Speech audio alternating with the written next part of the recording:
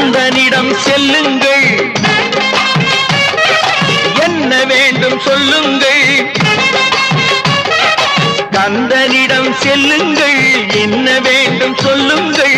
வந்தவினை தீந்துவிடும் மற்றவற்றை தள்ளுங்கள், வந்தவினை தீந்துவிடும் மற்றவற்றை தள்ளுங்கள்.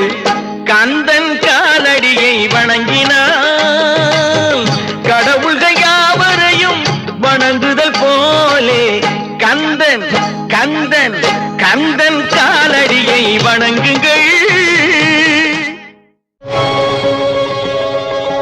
அம்மையானவன் எமக்கு அப்பனானவன், அம்மையானவன் எமக்கு